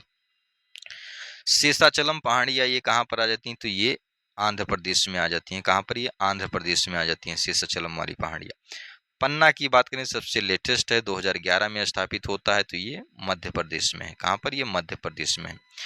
अब हम बात करते हैं यहाँ पर अगले प्रश्न की। ये कह रहा है दांडेली वन्यजीव अभ्यारण्य भारत के किस राज्य में अवस्थित है? तो दांडेली की बात करें तो ये भारत के किस राज्य में है? तो ये कर्नाटक में है। कहाँ पर? कर्नाटक में है ये। यहाँ पर कौन कौन सी प्रजातियां? काला पैंथर, मालावाट गिलहरी, मंट जैक, ये सब भौंकने वाले हिरण, हाथी, किंग कोबरा, मगरमच्छ, ये सब पाए जाते हैं। कीटम झील की बात करें तो ये उत्तर प्रदेश के आगरा में है। इसको हम सुर सरोवर पक्षी अभ्यारण्य के नाम से भी जानते हैं। यहाँ पर हम बात करते हैं, ये 2020 में रामसर साइट में ये शामिल हुआ था। हाल ही में कौन सा रामसर साइट में यहाँ पर यूपी का कौन सा जो है वो शामिल हुआ है? तो वो हुआ है पटना पक्षी अभ्यारण्य। क्या है? पटना पक्षी अभ्यारण्य। इराविकुलम राष्ट्रीय उद्यान ये कहाँ पर है? तो ये है केरला में है। यहाँ पर केरला में इराविकुलम, ये यहीं से कंफर्म हो जाता है, केरला में है। तटेकड़ ये ऊपर हमने अभी बताया था, यहाँ पर केरल में ये पक्षी अभ्यारण्य, जिसको सलीम अली ने, यहाँ पर भारत के प्रसिद्ध जो है पक्षी विज्ञानी सलीम अली द्वारा स्थापित किया गया था। भद्रा की बात करें तो भद्रा कहाँ पर है? ये कर्नाटक में हो जाता है। कहाँ पर? ये कर्नाटक में। कुछ यहाँ पर महत्वपूर्ण वन्यजीव अभ्यारण्य, जैसे हजारीबाग वन्यजीव अभ्यारण्य, ये झारखंड में आ जाता है। चंद्रप्रभा अभ्यारण्य की बात करें उत्तर प्रदेश में आ जाता है। यहाँ पर सिमलीपाल वन्यजीव अभ्यारण्य ये उड़ीसा में, मुदुमलाई वन्यजीव अभ्यारण्य तमिलनाडु में, भद्रा वन्यजीव अभ्यारण्य कर्नाटक में, पाखल वन्यजीव अभ्यारण्य तेलंगाना में, घाना पक्षी अभ्यारण्य राजस्थान में, और रणथंभौर पक्षी अभ्यारण्य ये कहाँ पर? वन्यजीव अभ्यारण्य पक्षी अभ्यारण्य कहाँ पर? राजस्थान में। अब जो अगला टॉपिक आ जाता है ये प्रदूषण से संबंधित होता है। तो प्रदूषण क्या है? यहाँ पर जो है ये जो है आ जाता है कि निम्नलिखित में से कौन सा कह रहा है कि प्रदूषक नियंत्रण board CPCB, central pollution control board के राष्ट्रीय वायु गुणवत्ता निगरानी कार्यक्रम के तहत निगरानी किए जाने वाले मानदंड वायु प्रदूषकों की सूची में शामिल नहीं है। तो यहाँ पर वायु प्रदूषकों की सूची कौन सी है? यहाँ पर उसमें कौन कौन शामिल है? तो इसमें 8 यहाँ पर मैटर्स को यहाँ पर शामिल किया गया है। तो कौन कौन से 8 मैटर्स हैं ये? तो इसमें क्या है कि अमोनिया भी है, सल्फर डाइऑक्साइड भी है, नाइट्रस ऑक्साइड भी है। क्या है? नाइट्रोजन ऑक्साइड भी है, और PM10 भी है, और PM2.5 भी है। क्या है? PM2.5 पार्टिकुलेट मैटर कहा जाता है। तो इसमें सारे के शामिल हैं, लेकिन इसमें ई वाला आंसर हो जाएगा। लेकिन ये यहाँ पर डी दिखा रहा है, लेकिन ये डी नहीं होगा, ये ई होगा, क्योंकि इसमें 8 प्रदूषक शामिल हैं। अमोनिया है, PM2.5 है, 10 है, और लेड आ जाता है जो सीसा है, सल्फर डाइऑक्साइड है, फिर ओजोन हो जाती है, इसको भी प्रदूषक के रूप में, और कार्बन मोनोऑक्साइड है, और नाइट्रोजन ऑक्साइड डाइऑक्साइड है। क्या है? नाइट्रोजन डाइऑक्साइड है। इसमें क्या शामिल नहीं है? तो इसको भी ध्यान में रखना है। CO2 शामिल नहीं है, SiO2 शामिल नहीं है, सिलिका वाला नहीं शामिल है, ये सारी चीजें नहीं शामिल है, इसको भी ध्यान में रखना है। फिर बात आती है यहाँ पर एनसीपी के आंकड़ों के अनुसार गोरखपुर शहर ने वित्त वर्ष 2019-20, हालांकि ये क्वेश्चन जो है किसका? ये करंट का है, तो ये आएगा नहीं है question. How many type of deposition of acid are there in acid rain? अम्लीय वर्षा में अम्लों का जमाव कितने प्रकार से होता है? तो इसमें जो अम्लों का जमाव होता है ये 2 प्रकार से होता है। एक होता है यहाँ पर वेट कंडेंसेशन, और एक होता है ड्राई कंडेंसेशन। और ये किस प्रकार से होता है वेट वाला? तो गीला जमाव तब होता है जब सल्फ्यूरिक और नाइट्रिक अम्ल बादलों में, यहाँ पर क्या करते हैं, ये बादलों में जाते हैं, और फिर उनका कंडेंसेशन होकर फिर ये बारिश के साथ नीचे आते हैं। क्या करते हैं? बारिश के साथ नीचे आते हैं, कोहरे के रूप में जमीन पर गिरते हैं। और फिर सूखा जमाव किस रूप में होता है? तो सूखा जमाव होता है ये एसिड सीधे हवा में मौजूद रहकर जमीन, पौधे या अन्य सतहों पर क्या हो जाते हैं, ये उस पर जम जाते हैं, उस पर लग जाते हैं। तो ये सारी चीजें इसमें आ जाती है। हम बात करते हैं वायुमंडल में ग्रीन गैस पृथ्वी के अधिकांश उत्सर्जन को अवशोषित करती है, जो निचले वायुमंडल को गर्म करती है। तो ये कौन सी यहाँ पर किरण आ जाती है? तो ये अवरक्त किरण होती है। जैसे ये हमारा वायुमंडल है, तो यहाँ पर जो किरणें आती हैं सूर्य से, तो सूर्य से किरणें आती है यहाँ पर, तो उनके लिए यहाँ पर हमारी जो है पृथ्वी में जो ये लेयर्स होते हैं, तो उनके लिए सब आती हैं हमारी पृथ्वी पर पड़ती हैं।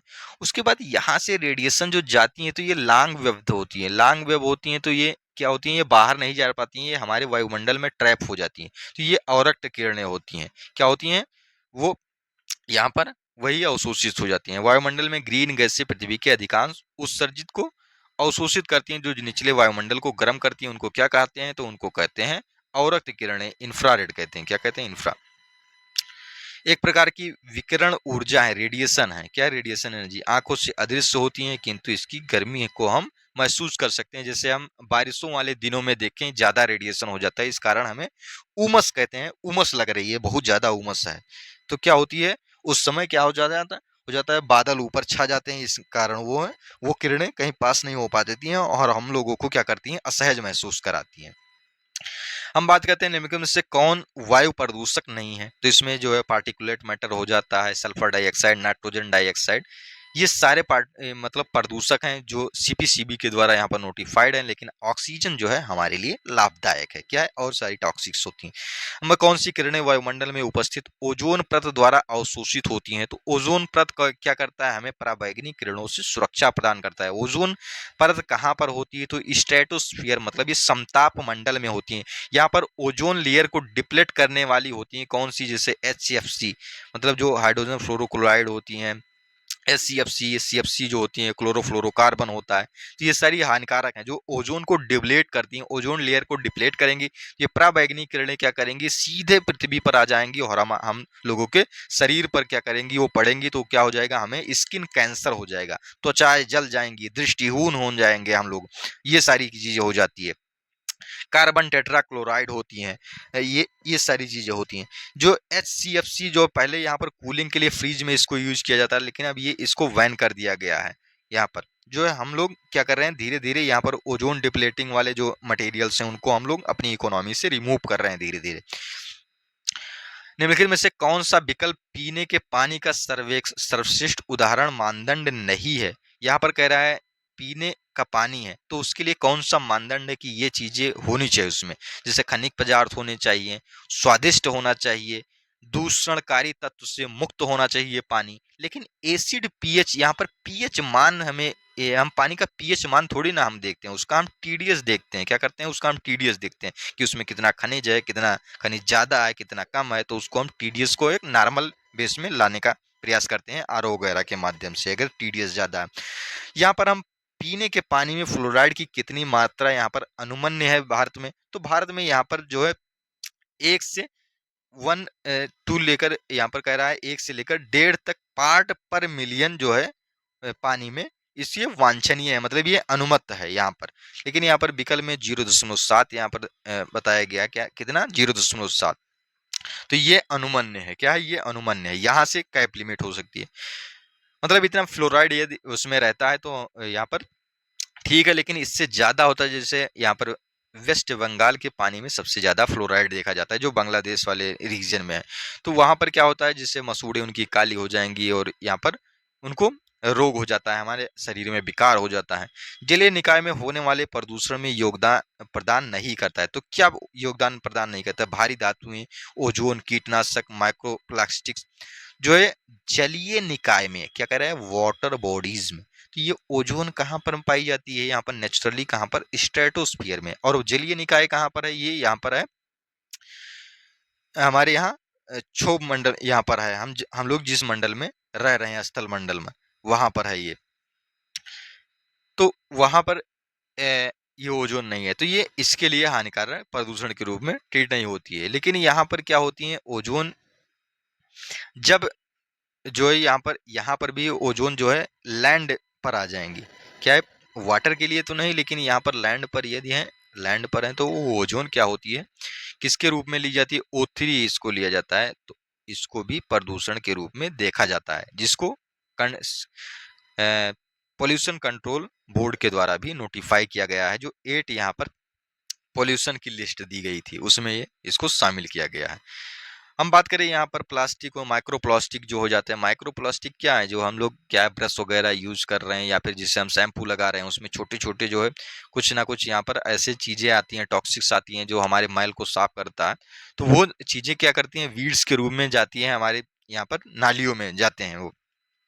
उनको क्या है, फिल्टर करके नहीं भेजा जाता है, ऐसे ही जा रही हैं सब नदियों में, तो वो उनको भी गंदा कर रहे हैं।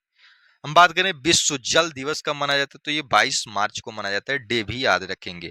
वाटर से संबंधित बीमारी कौन कौन सी हो जाती है, डायरिया हो जाती है, टाइफाइड है, अतिसार है, हैजा है, हेपेटाइटिस है, पीलिया, कुबड़ पीठ, ये सारी चीजें हो जाती हैं यहाँ पर, जल प्रदूषण से होने वाली बीमारियां हैं। हम कह रहे, इसमें कह रहा है कि वनों की कमी, नगरीकरण और प्रदूषण का बढ़ना सभी निम्नलिखित में से किस कारण से है। तो ये किसके कारण से कह रहा है, ग्रीन हाउस प्रभाव के है, ओजोन रिक्तीकरण के है, कि वैश्विक तापन से है। तो आबादी बढ़ रही है इसीलिए वनों की कटाई हो रही है, हमें नित्य क्या है, नए घरों की जरूरत हो रही है, इसीलिए हम भारी मात्रा में यहाँ पर वेस्ट भी जनरेट कर रहे हैं। जैसे हम देख रहे हैं कि दिल्ली में यहाँ पर कूड़ों के यहाँ पर ढेर लग गए हैं, क्या लग गए हैं, ढेर लग गए हैं। अरावली पहाड़ी दिख रही है पूरा कूड़ों की। पार्थेनियम, इसको भी याद रखेंगे कि पार्थेनियम, जिसको हम गाजर घास के नाम से जानते हैं, क्या करते हैं, गाजर घास, पार्थेनियम। तो गाजर घास ये गेहूं के साथ यहाँ पर हम निर्यात करते हैं, उसी में वो लोग डाल के दे देते हैं कि भाई ये गाजर घास जब हम डाल के दे देंगे, एक कमी करके दे देंगे, तो हमसे क्या करेंगे, उस गाजर घास को खत्म करने के लिए हमसे एक प्रोडक्ट लेंगे। उसका नाम क्या रखा गया, उस प्रोडक्ट का नाम रखा गया जाइगोग्राम, जाइगोग्रामा बाइकोलोराट, बाइकोलोराटा, ये रखा गया। और इसी के माध्यम से हम इसको क्या कर सकते हैं, खेतों से नष्ट कर सकते हैं। मतलब एकदम से खत्म नहीं होती है, लेकिन उसको फसल हमारी वृद्ध हो जाती है, मतलब बढ़ने लगती है, अगर ये इसके खिलाफ हम लोग यूज कर लेते हैं। ये निम्न प्रदूषक एजेंटों में से कौन सा एजेंट ओजोन परत में छेद बनाने के लिए जिम्मेदार है। तो अभी हमने ऊपर पढ़ा था CFC, HFC, halogens, nitrogen oxide, nitrogen dioxide, trichloroethylene, halogens के जितने भी हैं वो सारे यहाँ पर इसके छेद करने में यहाँ पर जिम्मेदार हैं। ओजोन डिप्लेशन भी लिख कर आ सकता है, क्या आ सकता है, ओजोन ऐसे लिख देगा, ओजोन डिप्लेशन, ऐसे डिप्लेशन ये भी लिख सकता है वो वहां पर। ये नहीं है कि यही लिखेगा, वो भी लिख सकता है वहां पर।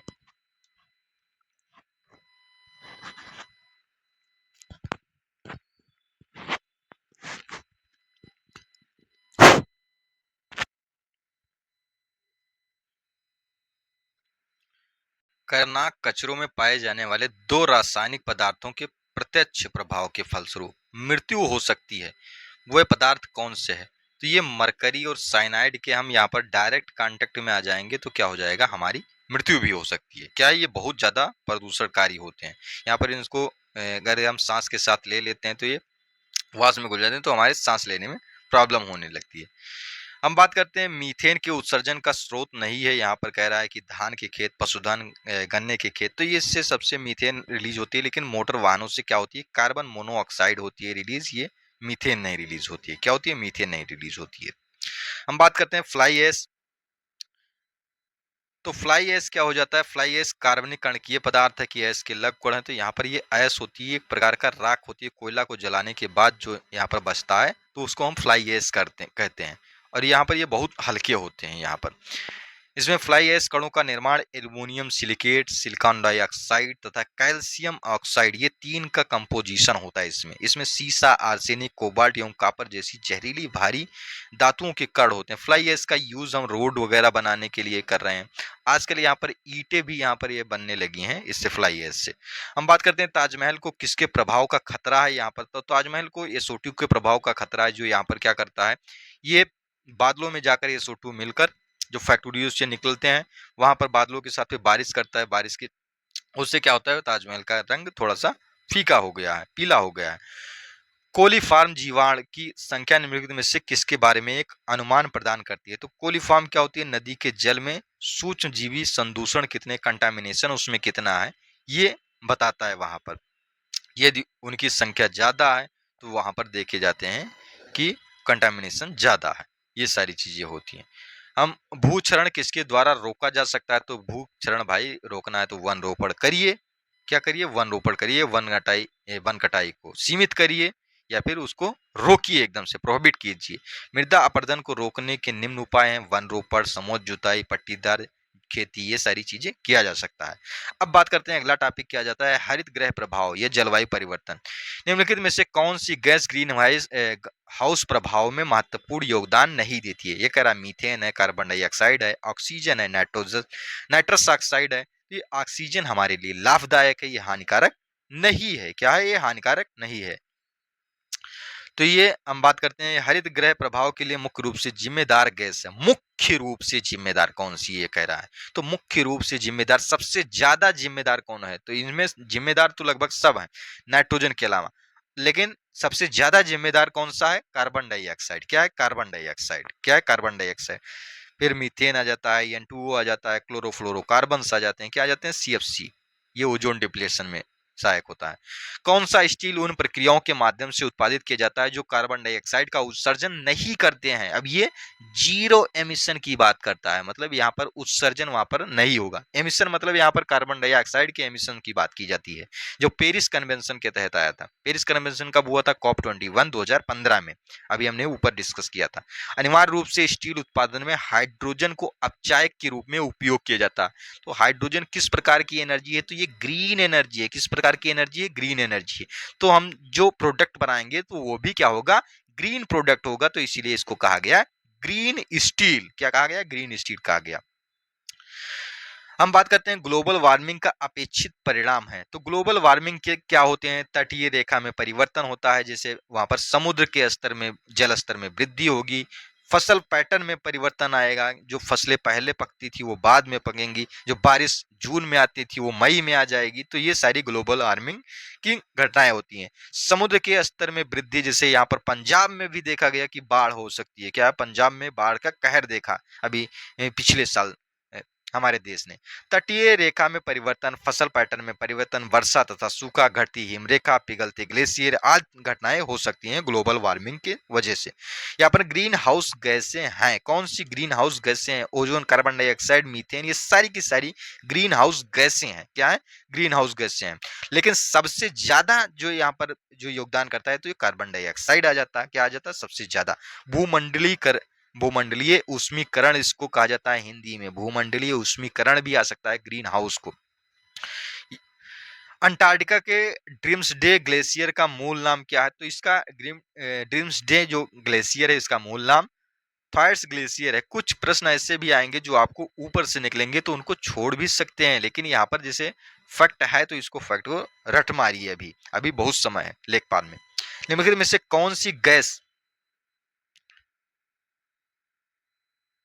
ग्रीन हाउस गैस नहीं है? क्या कह रहा है? ये कौन सी गैस ग्रीन हाउस गैस नहीं है यहाँ पर? तो कौन सी ग्रीन हाउस गैस नहीं है? हम बात करते हैं कौन सी ग्रीन हाउस गैस नहीं है। तो ये ग्रीन हाउस गैस, इसमें नाइट्रोजन है, कह रहा है कि मीथेन है, कि जलवाष्प, कार्बन डाइऑक्साइड। तो नाइट्रोजन जो है इसमें ग्रीन हाउस नहीं है। यूएस पर्यावरण सुरक्षा एजेंसी के मुताबिक जो गैसीय ऊष्मा को वायुमंडल से बाहर नहीं जाने देती उन्हें ग्रीन हाउस गैस कहते हैं। जो वायुमंडलीय ऊष्मा होती है, जिससे जो हमारे सन से आती है, उसके बाद ये वायुमंडल उसको जाने नहीं देता है वहां पर। जैसे यहाँ पर आ जाती है CFC है, जलवाष्प है, मीथेन है, नाइट्रस ऑक्साइड है, क्लोरोफ्लोरोकार्बन है, ये सारी ग्रीन हाउस गैसें हैं। हम बात करते हैं अगले प्रश्न की। तो ग्रीन हाउस गैस नहीं है कौन सी? तो हमने अभी ऊपर पढ़ा है, यहाँ पर जलवाष्प, ozone, nitrous oxide, carbon monoxide. तो कार्बन मोनोऑक्साइड जो है ये हो जाता है, ये ग्रीन हाउस गैस नहीं है, ये ध्यान रखना है। लेकिन CO2 जो है ये ग्रीन हाउस गैस है, लेकिन CO जो है ग्रीन हाउस गैस नहीं है। क्या ये नहीं है? यूनाइटेड नेशन फ्रेमवर्क जो है कन्वेंशन ऑन क्लाइमेट चेंज के तहत ग्रीन हाउस प्रभाव को कम करने के लिए 2005 में जो है एक यहाँ पर प्रोटोकॉल आया था, उसका नाम था क्योटो प्रोटोकॉल। क्या नाम था? Kyoto protocol. क्या नाम था? Kyoto protocol. निम्नलिखित में से कौन सी ग्रीन हाउस गैस नहीं है? तो ऑक्सीजन जो ग्रीन हाउस गैस नहीं है यहाँ पर। Carbon dioxide, methane, nitrogen oxide, ozone, ये सारी यहाँ पर क्या हो जाती है? ग्रीन हाउस गैस है। कृषि के ग्रीन हाउस का एक तरीका जहां उन्नत ग्रीन हाउस प्रौद्योगिकी जैसे कि हाइड्रोपोनिक्स और एरोपोनिक्स का उपयोग करके शहरों में बहुमंजिला इमारत के वाणिज्यिक रूप से व्यवहार फसलों की खेती की जाती है। इसको क्या कहते हैं? हम लंबवत कृषि कहते हैं या फिर हम वर्टिकल फार्मिंग। वर्टिकल फार्मिंग कहते हैं इसको, हम क्या कहते हैं, वर्टिकल फार्मिंग कहते हैं। जो यहाँ पर जैसे ऐसे यहाँ पर रख लिया जाता है, फिर ऐसे हम इसमें हम लगा देते हैं प्लेटों के माध्यम से, फिर हम जल के माध्यम से करते हैं प्रवाही। वहां पर मिट्टी का यूज नहीं होता है। कृषि क्षेत्र से उत्पन्न होने वाले मीथेन गैस के अतिरिक्त एक मुख्य ग्रीन हाउस गैस कौन सी है? तो यहाँ से कौन सी होती है? तो यहाँ से नाइट्रस ऑक्साइड होती है। क्या होती है? नाइट्रस ऑक्साइड, जो इससे उत्सर्जित होती है मीथेन के साथ साथ, जो ग्रीन हाउस गैस में यहाँ पर योगदान करती है। नाइट्रोजन प्राप्त कर ऑक्सीजन से क्रिया करके नाइट्रस ऑक्साइड गैस बनती है भूमि से। विश्व के विरासत स्थलों की बात करें तो यहाँ पर अब आ जाता है रामसर साइट तवा रिजर्वायर। ये कहाँ पर अवस्थित है? तो तवा ये कहाँ पर हो जाता है? तवा मध्य प्रदेश में है। कहाँ पर? तवा। रामसर के बारे में हमने बताया था ऊपर की, ये 1971 में कन्वेंशन होता है। ये कहाँ पर होता है? ये ईरान के रामसर शहर से होता है। वर्तमान में यहाँ पर रामसर साइट की संख्या की बात करें तो कितनी है? तो ये हमारे यहाँ 98 है। क्या है? 98 है हमारे यहाँ। हम बात करें अलाई दरवाजा, ये किस विरासत स्थल में है? तो ये यहाँ पर कुतुब मीनार परिसर में, जिसको अलाउद्दीन खिलजी ने बनाया था। भारत देश का विश्व धरोहर स्थलों की संख्या के आधार पर कौन सा स्थान है? तो ये प्रश्न काल के दौरान 7वां था, लेकिन वर्तमान में 6ठा स्थान हो गया है। कितना? 6ठा स्थान हो गया है। यहाँ पर 44 धरोहर स्थलों से हाल ही में ये असम का जो है मोईदम, यहाँ पर इसको शामिल किया था। मोईदम, इसको शामिल किया गया था। पर्यावरण, मोइदम को शामिल किया गया था। ये असम वाला, एक मिनट, एक कंफर्म करना पड़ेगा क्या है असम वाला। तो असम वाला यहाँ पर इसको, ये जनजातियों से संबंधित है, तो असम है या फिर मेघालय है, कुछ इसमें बड़ा कंफ्यूजन हो जाता है कहीं कहीं। तो ये मोइदम, इसको ध्यान में रखना ये चीजें, और वो गूगल आप लोग कर लेंगे। पर्यावरण विविध आ जाता है। क्या आ जाता है? पर्यावरण विविध। अब हम लोग समापन की ओर हैं। तो एक ही क्लास में हमने यहाँ पर डिस्कस कर दिया है कुछ चीजों को पर्यावरण के, जिससे आपका जो है जो 5 क्वेश्चन यहाँ पर या फिर 10 क्वेश्चन आने हैं एनवायरमेंट से, तो उसमें से कुछ आ जाएंगे। अभी हम आपदा वाला यहाँ पर करेंगे, डिजास्टर मैनेजमेंट वाला, तो वो अलग से करेंगे। तो उसमें से फिर आपका 10 का 10 यहाँ पर जो है आ जाएगा एनवायरमेंट वाला पूरा का पूरा वहां से। सोलर एनर्जी हेडक्वार्टर कहाँ है? तो national institute of solar energy headquarter कहाँ पर है? ये गुड़गांव में है। कहाँ पर? गुड़गांव में है। हम बात करते हैं यहाँ पर जो अगला जाता है हेडक्वार्टर ऑफ एमनेस्टी इंटरनेशनल। तो एमनेस्टी इंटरनेशनल का हेडक्वार्टर कहाँ पर हो जाता है? ये हो जाता है, ये लंदन में है। कहाँ पर? ये लंदन में है, सॉरी ये लंदन में है, हमने यहाँ पर न्यूयॉर्क लगा दिया। तो ये एमनेस्टी इंटरनेशनल का ये अत्याचार के खिलाफ ये क्या करता है? मानवीय गरिमा की सुरक्षा करता है। हम बात करते हैं आईवीसीए इंटरनेशनल, जो है यहाँ पर बिग कैट अलायंस। यहाँ पर इंटरनेशनल बिग कैट अलायंस जो आ जाता है यहाँ पर, ये कब शुरू किया गया? तो इसको शुरू करने का काम ये 9 अप्रैल 2023 को किया गया है। और इसमें जो है मैसूर में प्रोजेक्ट टाइगर के 50 साल पूरे होने के उपलक्ष्य में इसमें किया क्या जाएगा? बेसिकली इसमें किया जाएगा कि जो 7 ये बिल्ली प्रजाति, बिल्ली कैट एलायंस बिल्ली प्रजाति, मतलब ये शेर, तेंदुआ, चीता, बाघ, ये सब जो है 7 प्रजातियां हैं उसमें, तो उनके संरक्षण के लिए इसमें कार्य किया जाएगा, जिसमें लगभग 98 कंट्री जो है पार्टिसिपेट कर रही हैं। ये इंडिया के द्वारा इनिशिएट लिया गया है। किसके द्वारा? इंडिया के द्वारा। गुजरात प्रदूषण नियंत्रण बोर्ड ने शहर में कणकीय पदार्थ उत्सर्जन के व्यापार के लिए दुनिया का पहला बाजार शुरू किया गया है। तो ये कब शुरू किया था? तो ये 2019 में शुरू किया था। ये काट भी सकते हैं, करंट का क्वेश्चन है। E8 इज रिलेटेड, ये किससे रिलेटेड है? तो E8 ये किससे? एलिफेंट से यहाँ पर संबंधित है, उससे संरक्षण के लिए अंतरराष्ट्रीय यहाँ पर मंत्री स्तरीय बैठक हुई थी E8 में, इसमें कि यहाँ पर उनके हाथियों के संरक्षण के लिए, यहाँ पर हाथी का जो मानव से संघर्ष होता है उसको कम कैसे किया जाए, यहाँ पर ये सारी चीजें। हम बात करते हैं FRI, जो फॉरेस्ट रिसर्च इंस्टीट्यूट है, इसका जो हेड ऑफिस है ये कहाँ पर लोकेटेड है? तो ये देहरादून में है। कहाँ पर? ये देहरादून में है। हम बात करते हैं यहाँ पर शहरी केंद्रों जैसे कि ग्रीन बेल्ट पार्क, सड़क किनारे के रास्ते में और उसके आसपास सार्वजनिक और निजी स्वामित्व वाली भूमियों पर पेड़ों का पालन और प्रबंधन क्या कहलाता है? तो इसको हम क्या कहते हैं? अर्बन फार्मिंग कहते हैं। क्या कहते हैं? Urban farming. क्या है ये? जैसे सड़क है, सड़क के आसपास ये पौधे लगा दिए गए, इधर भी और इधर भी, ये छांव भी देंगे हमें और फल वाले लगा देंगे तो फल भी देते हैं, और हमारी पर्यावरण को सुरक्षित भी रखते हैं। All India tiger estimation exercise carried out in every, ये कितने साल में किया जाता है? तो ये कब? ये 4 साल में। कितने साल में? ये 4 साल में इसको किया जाता है। 2022 में किया गया था। के संकलन के अनुसार देश में कुल बाघ कितने हैं? 3682 है। कितने हैं? 3682 है। सर्वाधिक बाघों वाला राज्य कौन सा है? मध्य प्रदेश है, उसके बाद कर्नाटक, फिर उत्तराखंड आ जाता है। हम बात करते हैं न्यूमेटोफोर। न्यूमेटोफोर निम्नलिखित में से किससे संबंधित है? ये क्या कह रहा है? Pneumatophore related to which of the following, ये किससे संबंधित है न्यूमेटोफोर? तो न्यूमेटोफोर मैंग्रोव व अन्य दलदली पौधों की जड़ों से संबंधित है। अब ये देखो सीधा सीधा इंग्लिश वर्ड याद रहा है न्यूमेटोफोर, मैं भी कंफ्यूज कि ये है क्या, सब लोग कंफ्यूज हो सकते हैं इसमें। न्यूमेटोफोर मैंग्रोव, जब मैंग्रोव यहाँ जुड़ा उसके बाद क्लियर हो गया कि ये मैंग्रोव की जड़ है।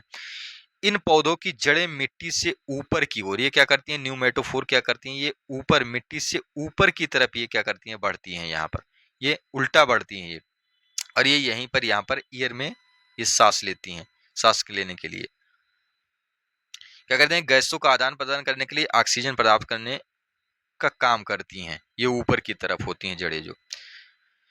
फिर हम बात करते हैं यहाँ पर, इसको यहाँ पर लगा लेंगे, मैंग्रोव से संबंधित है ये। शीतोष्ण क्षेत्रों में जहां बर्फबारी आम होती है वहां मिट्टी के साथ पौधे को उनकी सामान्य स्थिति से ऊपर उठाने के कारण पौधों को होने वाली चोट को क्या कहा जाता है? तो इसको क्या कहा जाता है? तो हीविंग कहते हैं। इसको क्या कहते हैं? हीविंग कहते हैं। पिघलना से जमीन से बाहर जब निकल आते हैं बर्फ, उससे होती हैं जो। एक जीव है जो कार्बनिक सबस्ट्रेट से हाइड्रोजन या इलेक्ट्रॉन प्राप्त करता है। ये कौन सा है? यहाँ पर ये कह रहा है कि is an organism that obtain hydrogen और इलेक्ट्रॉन्स फ्रॉम ऑर्गेनिक सबस्ट्रेट्स। तो ऑर्गेनिक सबस्ट्रेट्स से कौन सा यहाँ पर जो है वो प्राप्त करता है? कार्बनिक सबस्ट्रेट हाइड्रोजन प्राप्त करता है, हाइड्रोजन या इलेक्ट्रॉन प्राप्त करता है। तो कौन प्राप्त करता है? तो ये ऑर्गेनोट्रॉप्स करते हैं। ऑर्गेनोट्रॉप्स जो है इससे प्राप्त करते हैं। माइक्रोबायोलॉजी में ऐसे जीव होते हैं जो अपने श्वसन प्रक्रिया के लिए इलेक्ट्रॉनों की प्राप्ति ऑर्गेनिक पदार्थों से करते हैं। ये ऑर्गेनोट्रॉप्स जो होते हैं। क्योटो प्रोटोकॉल कब ये हुआ था? तो ये 2005 में हुआ था। कब? ये 2005 में। बात करें हम 2010 में क्या हुआ था? नगोया हुआ था। 2009 या 10 ये दोनों चीजें मिलती हैं कभी कभी। और यहाँ पर ये हुआ है क्योटो प्रोटोकॉल 2005 में ये लागू हुआ। हालांकि ये कन्वेंशन कब हुआ गया था? ये हो गया था 1997 को ही हो गया था। लेकिन ये इम्पैक्ट, ये लागू इफेक्ट कब हुआ था? Come into effect.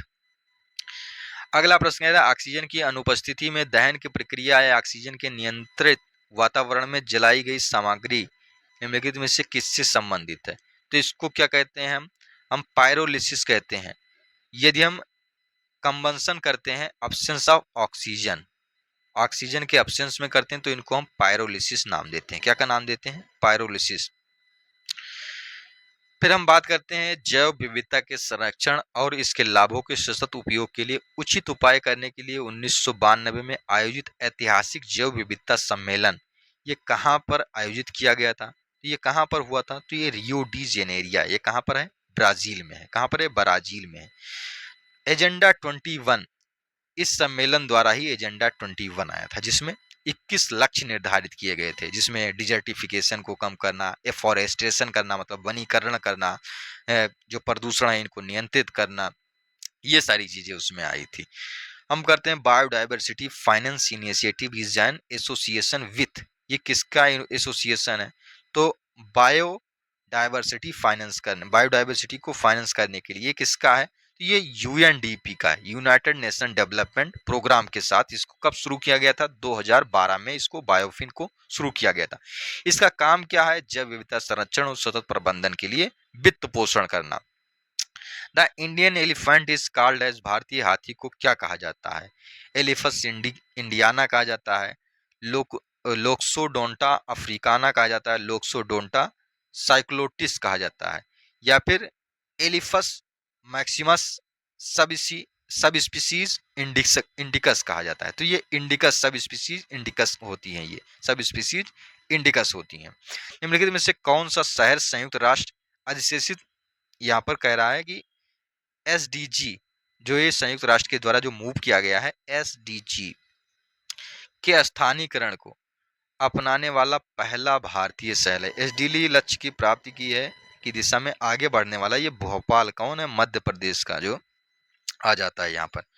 पर्यावरण मुद्दों से संबंधित मामलों के शीघ्र निपटान पर ध्यान केंद्रित करता है, कौन ध्यान केंद्रित करेगा यहाँ पर, राष्ट्रीय हरित प्राधिकरण एनजीटी। इसकी स्थापना कब होती है, तो इसकी स्थापना 2010 में होती है एनजीटी एक्ट के तहत। मॉन्ट्रियल प्रोटोकॉल की बात करते हैं तो ये किसका बात करता है, तो Montreal protocol ozone layer depletion की बात करता है। यहाँ पर इसके परत को संरक्षित करने के लिए ये प्रोटोकॉल किया गया। ये इसका कन्वेंशन कब होता है, तो 1987 में ये कन्वेंशन होता है, ये अंतरराष्ट्रीय संधि है। 16 सितंबर को हम क्या करते हैं, ओजोन परत संरक्षण दिवस मनाते हैं। और यहाँ पर 16 सितंबर को ये ध्यान में रखना, ये क्वेश्चन आ सकता है क्योंकि डे वाला क्वेश्चन जो फेवरेट है यहाँ पर ये आता रहता है। 16 सितंबर को हम ओजोन डिप्लेशन डे मनाते हैं, ओजोन संरक्षण दिवस मनाते हैं 16 दिसंबर को, यहाँ 16 सितंबर है। भारत सरकार ने 2030 तक ऊर्जा मिश्रण में की हिस्सेदारी 15% तक बढ़ाने का लक्ष्य रखा है। ऊर्जा मिश्रण मतलब उसमें हम ग्रीन एनर्जी को भी मिश्रित करेंगे, किसको, प्राकृतिक गैस को यहाँ पर बढ़ाने का लक्ष्य रखा है। जुलाई 2022 में कॉफी बोर्ड ने कॉफी फसलों की जलवायु प्रतिरोधी किस्मों को विकसित करने के लिए किसके साथ समझौता किया था, तो ये इसरो के साथ इसको समझौता किया है। किसके साथ, इसरो के साथ। अब भाई कोई मारेगा ही नहीं इसरो वाला, तो इसरो के साथ किया है। किसके साथ, ये इसरो के साथ समझौता ज्ञापन किया है। हम बात करते हैं यूएनएफसीसी का फुल फॉर्म क्या है, तो अभी हमने ऊपर देखा था United Nations framework convention on climate change होता है। क्या होता है, क्लाइमेट चेंज, तो इसको भी ध्यान में रखेंगे। यूनाइटेड नेशन फ्रेमवर्क ये कब होता है, 1992 में। कहाँ पर होता है, ये रियो डी जेनेरिया में होता है। कब प्रभाव में आता है, 1994 में प्रभाव में आता है। मुख्यालय कहाँ पे है, तो ये जर्मनी के वान में स्थित है। कहाँ पर, जर्मनी के वान में वो स्थित है। हम बात करें पर्यावरण एवं जलवायु परिवर्तन मंत्रालय ने अक्टूबर 2019 में, अब ये हालांकि इंपॉर्टेंट नहीं है लेकिन कर लेते हैं, भारत में इनमें से किस दुर्लभ लुप्तप्राय प्रजाति की संख्या की गणना करने का पहला राष्ट्रीय प्रोटोकॉल आरंभ किया था, तो ये किसके लिए, हिम तेंदुओं को गणना करने के लिए इसको शुरू किया था।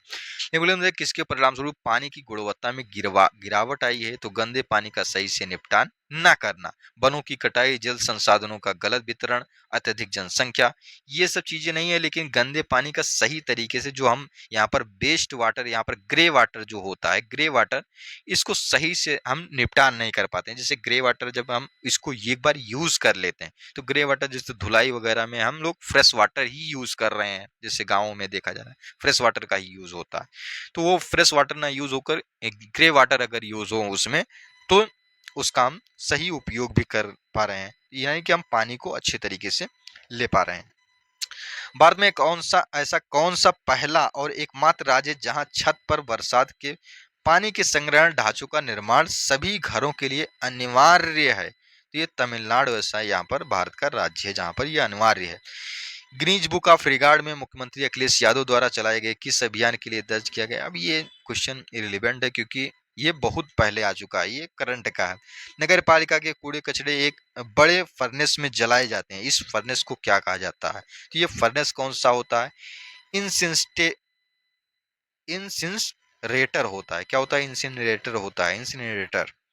इंसिनरेटर में क्या करते हैं, नगर पालिका का कूड़ा कचरा उसको जला दिया जाता है उसी में, और फिर उसको डिकम्पोज किया। ग्लोबल फुटप्रिंट नेटवर्क की स्थापना कब की गई थी, तो ये 2003 में इसकी स्थापना कहाँ पर, संयुक्त राज्य अमेरिका, बेल्जियम, स्विट्जरलैंड में स्थापित की गई थी। स्वतंत्र थिंक टैंक था ये उस समय, क्या था ये, स्वतंत्र थिंक टैंक था, तीनों लोग मिलकर करते। फिर बात करते हैं 2018, अब ये 2018 कह रहा है तो ये इसको काट ही दें क्योंकि ये करंट का क्वेश्चन है। करंट का क्वेश्चन हमारे लिए अब इररिलेवेंट है, तो हमने ये यहाँ पर क्या कर लिया, ये सारी जो है इन्वायरमेंट के जो 110 क्वेश्चनों के माध्यम से कुछ कॉन्सेप्ट और जो आने वाले हैं संभावित हैं, तो उसको यहाँ पर हम लोगों ने किया है। तो आशा करता हूँ कि ये वीडियो आप लोगों को पसंद आई होगी। ये वीडियो पसंद आई तो इसको लाइक, सब्सक्राइब और शेयर जरूर करें। धन्यवाद।